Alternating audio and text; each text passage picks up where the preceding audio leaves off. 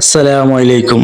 প্রিয় দিনী ভাইরা, রাসূলুল্লাহ সাল্লাল্লাহু আলাইহি ওয়াসাল্লাম আমাদেরকে কি মেসেজ দিয়ে গিয়েছেন, আমরা আজকে কোন পথে হাঁটছি, যুবকদেরকে উদ্দেশ্য করে রাসূল আরবি সাল্লাল্লাহু আলাইহি ওয়াসাল্লাম কি উপদেশ দিয়ে গিয়েছেন, আর আজকে আমরা হাঁটছি কোন পথে। আজকে এই বিষয় নিয়ে আমি গুরুত্বপূর্ণ কিছু আলোচনা করব, যা শোনা এবং মানা সকল যুবকদের অত্যন্ত জরুরি এবং ফরজ। হে যুবক, তুমি কি ইসলামের সরল পথের উপর প্রতিষ্ঠিত হতে চাও? মানব জাতিকে আলোর দিকে পথ দেখাতে চাও? সর্বোপরি তুমি কি চাও যে তোমার রব তোমার প্রতি সন্তুষ্ট হোক? তোমার জবাব যদি হয় হ্যাঁ, আজকে আমি রাসূল আরবি সাল্লাল্লাহু আলাইহি ওয়াসাল্লামের দেওয়া কিছু উপদেশ আমি তোমাদের সাথে আজকে শেয়ার করব।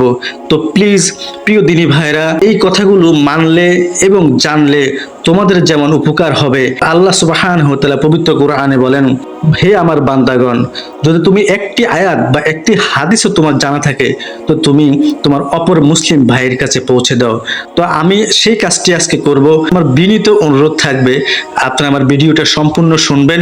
ইনশাআল্লাহ আপনাদের এই ভিডিও থেকেও অনেক কিছু জানার আছে এবং আপনারা আশা করি এই ভিডিওর কথাগুলো শুনলে আপনারা অনেক উপকৃত হবেন। প্রিয় দিনী ভাইরা, চলুন আমরা একে একে রাসূলের দেওয়া উপদেশগুলি শুনি। হে যুবক, যদি পরিপূর্ণ ঈমানওয়ালা হতে চাও তবে উত্তম চরিত্র অর্জন করো।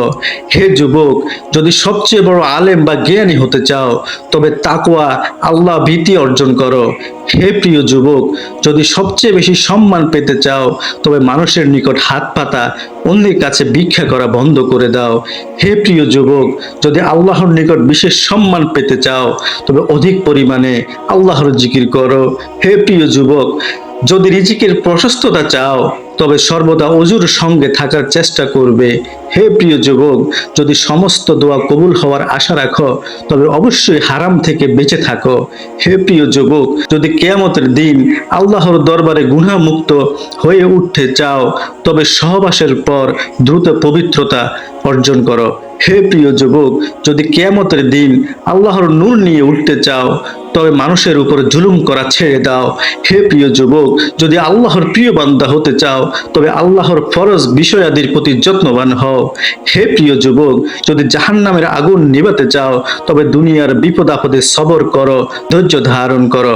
হে প্রিয় যুবক, যদি আল্লাহর রাগ বা গোসা থেকে বাঁচতে চাও তবে গোপনে সদকা করো, আত্মীয়তার সম্পর্ক রক্ষা করো এবং মানুষের উপর রাগ করা ছেড়ে দাও।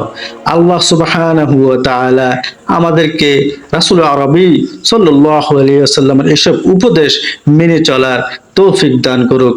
আমিন। ওয়া আখির দাওয়ানা আলহামদুলিল্লাহি রাব্বিল আলামিন।